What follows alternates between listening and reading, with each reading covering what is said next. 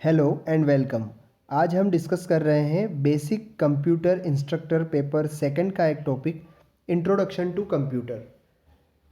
इस टॉपिक में हम कंप्यूटर की डेफिनेशन, उसके एडवांटेजेस, डिसएडवांटेजेस और कंप्यूटर से रिलेटेड कुछ फैक्ट्स को डिस्कस करेंगे। तो हम सबसे पहले शुरू करते हैं कंप्यूटर शब्द के साथ। कंप्यूटर शब्द बना कैसे? इंग्लिश का एक शब्द है कंप्यूट और लैटिन भाषा का एक शब्द है कंप्यूटरे। तो इंग्लिश का वर्ड कंप्यूट और लैटिन का वर्ड कंप्यूटरे दोनों का ही मीनिंग होता है गणना करना।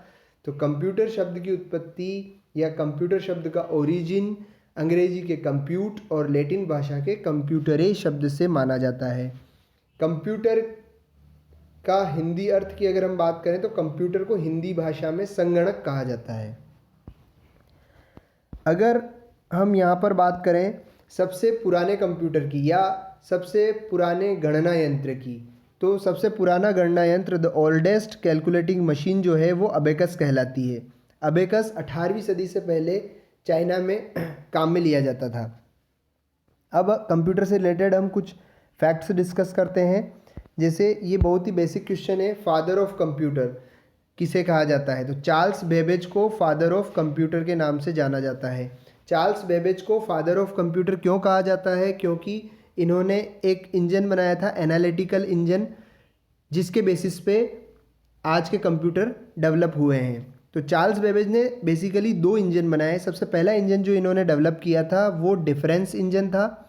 डिफरेंस इंजन इन्होंने 1822 में डेवलप किया और डिफरेंस इंजन जो था वो एक तरीके का मैकेनिकल कंप्यूटर था जो कि भाप से चलने वाला एक इंजन था। उसके बाद 1833-34 में चार्ल्स बेबेज ने एनालिटिकल इंजन डेवलप किया। एनालिटिकल इंजन जो था ये फुल्ली ऑटोमेटिक इंजन था। एक प्रोग्राम के द्वारा इसको ऑटोमेटिक बनाया गया था। इसे प्रोग्रामेबल इंजन भी कहा गया और यही इंजन जो है आज के कंप्यूटर का बेस है।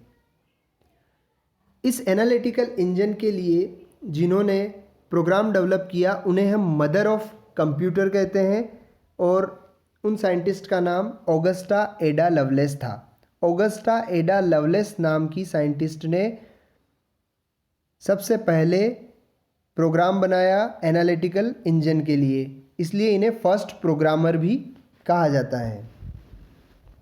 उसके बाद हम बात करते हैं हरमन हॉलरिथ की। हरमन हॉलरिथ नाम के जो साइंटिस्ट थे उन्होंने 1890 में एक टेबुलेटिंग मशीन का इन्वेंशन किया। उस टेबुलेटिंग मशीन में डेटा को इनपुट करने के लिए, डेटा को इंटर करने के लिए पंच कार्ड का भी इन्होंने इन्वेंशन किया। जो पंच कार्ड फर्स्ट जनरेशन और सेकंड जनरेशन के कंप्यूटर्स में भी इनपुट डिवाइस के रूप में काम में लिए गए। तो पंच कार्ड का इन्वेंशन हरमन हॉलरिथ ने 1819 में किया। आज के जो कंप्यूटर आ रहे हैं वो लॉजिकल प्रोसेसिंग के साथ साथ नॉलेज प्रोसेसिंग भी हो गए हैं, आर्टिफिशियल इंटेलिजेंस से युक्त हो गए हैं। तो फादर ऑफ आर्टिफिशियल इंटेलिजेंस की अगर हम बात करें तो जॉन मैकार्थी नाम के जो साइंटिस्ट थे वो फादर ऑफ आर्टिफिशियल इंटेलिजेंस कहे जाते हैं।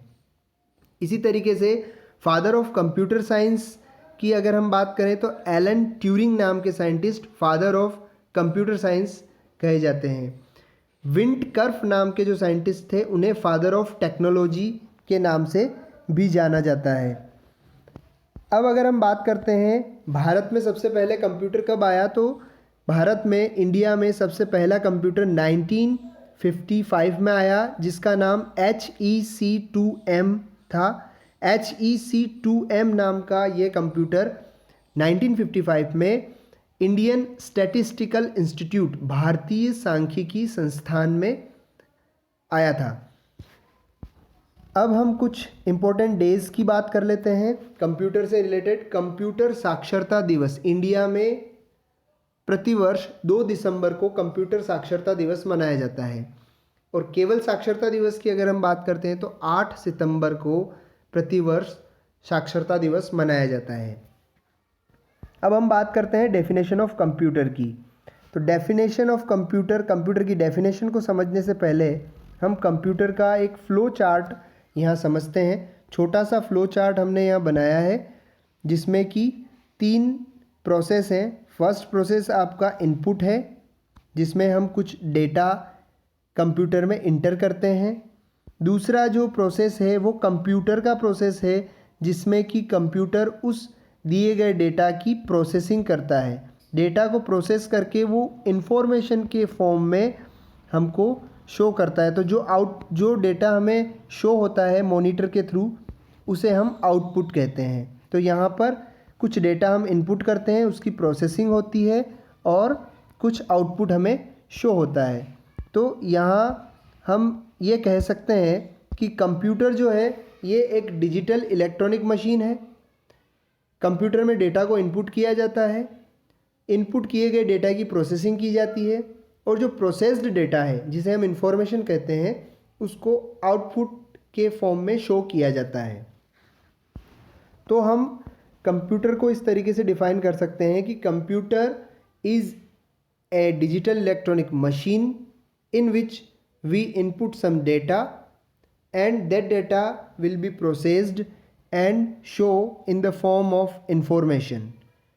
कंप्यूटर एक डिजिटल इलेक्ट्रॉनिक मशीन है जो कि इनपुट किए गए डेटा को प्रोसेस करके इंफॉर्मेशन के रूप में हमें शो करता है।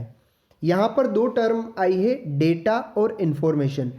इनके बीच में डिफरेंस समझना बहुत ज़रूरी है। यहाँ पर बहुत ही बेसिक डिफरेंस है इंफॉर्मेशन और डेटा के बीच में। अगर हम यहाँ बात करते हैं डेटा की, तो डेटा क्या होता है? डेटा कच्चे आंकड़े होते हैं या हम इनको कहते हैं रॉ मटेरियल ऑफ फैक्ट्स। जैसे मैंने लिखा 47, तो 47 एक डेटा है। 47 अपने आप में एक इनकम्प्लीट इन्फॉर्मेशन है। 47 से हम ये नहीं पता कर सकते हैं कि ये 47 क्या है, ये क्या है, किसी की एज है, क्या है, किसी का वेट है। तो इस तरीके का जो रॉ फैक्ट्स होते हैं उन्हें हम डेटा कहते हैं। जब हम इस डेटा को प्रोसेस कर देते हैं तब वो इन्फॉर्मेशन के रूप में हमें दिखाई देती है। तो इन्फॉर्मेशन क्या होती है? इन्फॉर्मेशन प्रोसेस्ड डेटा या परिपूर्ण तथ्य जो होते हैं वो इन्फॉर्मेशन होती है। जैसे मैं कहूँ कि राम की एज, राम एक पर्सन है, उसकी एज 47 ईयर्स है, तब ये 47 जो है इन्फॉर्मेशन हुआ, क्योंकि ये 47 क्या है? ये एक एज है। लेकिन जब ये डेटा के फॉर्म में था तब हमें ये पता नहीं था कि 47 क्या है। तो जो रॉ मटेरियल ऑफ फैक्ट्स हैं वो हमारे डेटा कहलाते हैं। जब हम उन्हें प्रोसेस्ड कर देते हैं या सिस्टमेटिक मैनर में हम उन डेटा को अरेंज कर देते हैं तब वही डेटा इन्फॉर्मेशन कहलाते हैं। डेटा जो होते हैं वो अर्थहीन होते हैं, मीनिंगलेस होते हैं। जैसे 47 इसका कोई मीनिंग नहीं है, लेकिन जो इन्फॉर्मेशन होती है कि राम की एज 47 ईयर है, तो ये एक मीनिंगफुल या अर्थयुक्त जो डेटा होते हैं उन्हें हम इन्फॉर्मेशन कहते हैं। तो यहाँ पर डेटा और इन्फॉर्मेशन में डिफरेंस हमने समझा। अब हम आगे बात करते हैं एडवांटेज ऑफ कंप्यूटर के बारे में। तो कंप्यूटर के कई सारे एडवांटेज हैं जिनमें से मुख्य मुख्य एडवांटेज हम यहाँ पर डिस्कस करेंगे। सबसे पहला एडवांटेज जो कंप्यूटर का है वो है स्पीड। कंप्यूटर की स्पीड। कंप्यूटर में हम कोई भी रॉ डेटा डालते हैं और एक पर्टिकुलर आउटपुट हम जो देखना चाहते हैं उसको हम बहुत ही तेज़ गति के साथ देख सकते हैं। जैसे मान लो हमें बहुत ही बड़े डेटा हैं उनका कैलकुलेशन करना है, तो कंप्यूटर से हम बहुत जल्दी उनको कैलकुलेट कर सकते हैं। तो कंप्यूटर की स्पीड जो है गणना करने की वो बहुत ज़्यादा होती है, बहुत तेज़ होती है।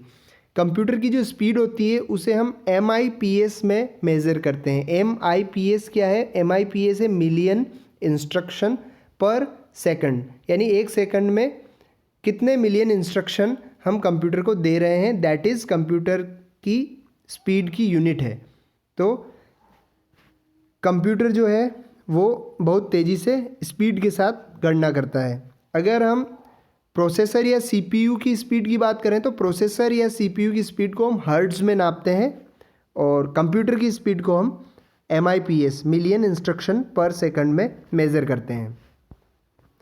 नेक्स्ट एडवांटेज जो है इसका, स्टोरेज कैपेसिटी। कंप्यूटर की स्टोरेज कैपेसिटी बहुत ज़्यादा होती है। जितना GB का हम उसमें हार्ड डिस्क अटैच करते जाते हैं, जितनी मेमोरी हम उसमें इंक्रीज़ करते जाते हैं, उतनी ही कंप्यूटर की स्टोरेज कैपेसिटी इंक्रीज़ होती जाती है। तीसरा एडवांटेज जो हम यहाँ बता सकते हैं वो है इंफॉर्मेशन रिट्राइवल का या सूचना पुनर्प्राप्ति का एडवांटेज। सूचना पुनर्प्राप्ति या इंफॉर्मेशन रिट्राइवल क्या है? जैसे हमने कोई एक फ़ाइल कंप्यूटर में सेव कर ली, हम जब भी उस फाइल को देखना चाहते हैं तो हम उस फाइल को कॉल करेंगे तो वो फाइल हमें शो हो जाएगी। ये इंफॉर्मेशन रिट्राइवल की फैसिलिटी कंप्यूटर में अवेलेबल होती है। कंप्यूटर में स्टोर डेटा या इन्फॉर्मेशन को हम बार बार प्राप्त कर सकते हैं। नेक्स्ट जो हमारा एडवांटेज है वो है वर्सेटिलिटी। वर्सेटिलिटी यानी विविधता यानी कि एक साथ हम बहुत सारे काम कंप्यूटर में कर सकते हैं। जैसे हम कंप्यूटर में कोई कैलकुलेशन कर रहे हैं, उसके साथ हमने 3-4 फाइल और ओपन की हुई है, उनमें भी कुछ प्रोसेसिंग कर रहे हैं, तो इस तरीके से हम कंप्यूटर में एक बार में अलग अलग प्रकार के बहुत सारे कार्य कर सकते हैं। अगला जो एडवांटेज है वो है कंसिस्टेंसी। कंसिस्टेंसी मीन्स एक रूपता। जैसे हम बात कर रहे हैं कि कंप्यूटर में वर्सेटिलिटी होती है, यानी कि एक बार में हम अलग अलग कार्य कर सकते हैं, तो उन अलग अलग कार्यों को हम एक ही क्षमता के साथ कर सकते हैं, मतलब एक ही एफिशिएंसी के साथ सारे कार्य कंप्लीट होंगे। ये जो एडवांटेज है इसे हम कंसिस्टेंसी कहते हैं।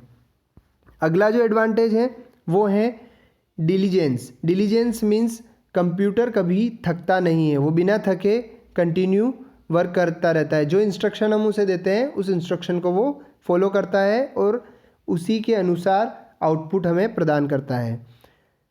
अगला जो एडवांटेज है वो है एक्यूरेसी एंड रिलायबिलिटी।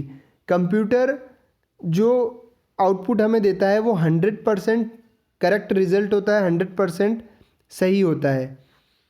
तो ये सारे कंप्यूटर के एडवांटेज हुए। अब कंप्यूटर के लिमिटेशंस की हम बात कर लें तो कंप्यूटर की कुछ सीमाएं भी होती है। जैसे कंप्यूटर में दिमाग नहीं होता है, कंप्यूटर बुद्धिहीन होता है, 0 IQ होता है।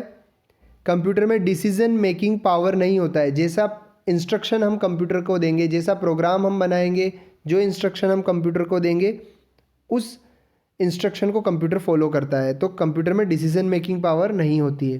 कंप्यूटर के अंदर अंडरस्टैंडिंग पावर नहीं होती है, कंप्यूटर के अंदर 0 अंडरस्टैंडिंग पावर होती है। इसी तरीके से कंप्यूटर में कोई भी फीलिंग या इमोशन नहीं होते हैं। जैसा इंस्ट्रक्शन कंप्यूटर को दिया जाता है वैसा आउटपुट वो हमें शो करता है। तो ये कुछ कंप्यूटर की सीमाएं हैं, लिमिटेशंस ऑफ कंप्यूटर। अब नेक्स्ट हम बात करते हैं एप्लीकेशंस ऑफ कंप्यूटर के बारे में, कंप्यूटर के उपयोग के बारे में।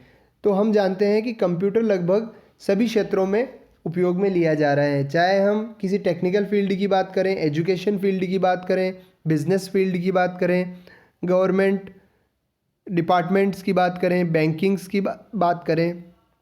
हर क्षेत्र में कंप्यूटर का उपयोग आजकल हो रहा है। तो इस तरीके से ये हमारा first topic introduction to computer complete हुआ। Thank you.